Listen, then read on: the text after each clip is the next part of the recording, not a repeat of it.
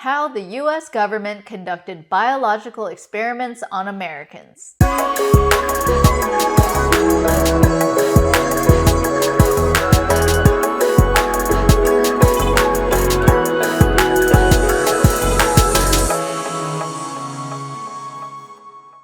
Special thanks to BrainchildEngineering.com. Build and launch your invention. On the heels of World War II, government officials were concerned about future biological attacks against Americans. Ira Baldwin, a government scientist director at Camp Detrick during World War II, advised military leaders that development of a biological testing program was necessary to analyze vulnerability of targets. The Army's Chemical Corps set up a Special Operations Division at Camp Detrick to devise and deploy experimentation based on his recommendations. From 1949 through the late 60s, several open-air experiments were carried out that have since been declassified. The first of which was an operation to infiltrate the Pentagon's air handling system to spray supposedly harmless bacteria into the ventilation system under the guise of carrying out maintenance in August 1949. The Army moved to perform larger experiments against the U.S. population after the tests at the Pentagon in April 1950. Navy ships stationed near Norfolk, Virginia sprayed bacteria into the air that was carried to nearby residents. Later, in September 1950,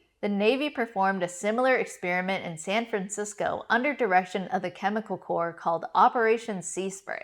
The spray covered some 800,000 residents. Some of those residents claimed to have gotten sick with pneumonia and UTIs, though the Army disputed causation. The Air Force got involved with experimentation as well, and in 1953 participated in the St. Joe program where mock anthrax attacks took place at St. Louis, Minneapolis, and Winnipeg. In 1957, large area experiments were conducted where microorganisms were sprayed over South Dakota all the way to Minnesota to study how far the bacteria could spread in the wind currents. Large area sweep experiments continued south, covering Ohio to Texas and Michigan to Kansas. By the 1960s, state experiments turned to mass transit. The Army Special Operations put bacteria into Washington's National Airport in 1965, and in 1966 dropped light bulbs filled with powdered Bacillus globigii into New York subways to see how far bacterial aerosols could spread underground. More than 1 million people had been exposed to the bacteria in the subways. Supposedly, it was unknown at the time that the bacteria used was one that can actually cause food poisoning, as found out in later studies. No adverse events were noted by Army scientists, but no original data was ever made public to confirm.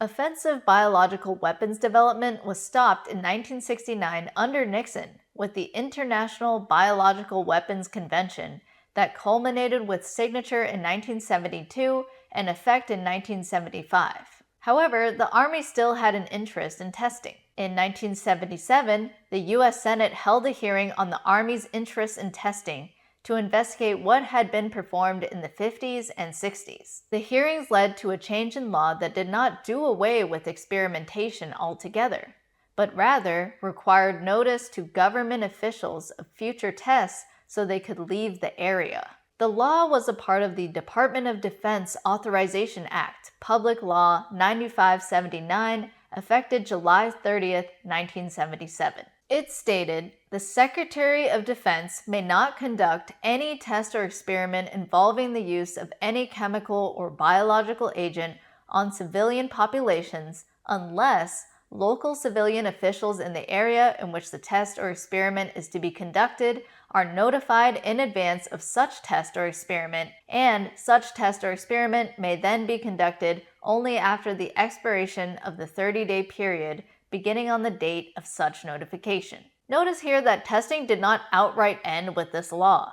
It only was written to protect government officials and give them advance warning so that they could avoid being tested on. This law stayed on the books until 1997 when it was repealed, effective 1998. Does this mean that testing does not go on at all anymore? Not really. The US government could still conduct covert experiments. They would just do so covering up their acts, using the state secrets privilege from the case of United States v. Reynolds, 345 US 1. And even with these experiments going relatively off the books, there have been publicly noted accidents since that time, including a FEMA counterterrorism training where deadly ricin poison powder was given to some 10,000 first responders instead of an inert training substitute. The fact is, we may never know to what extent the government has experimented on people so long as the government gets to keep covering up their secrets. That's why it's time for a full audit of all government activities. Thank you for watching and supporting my work.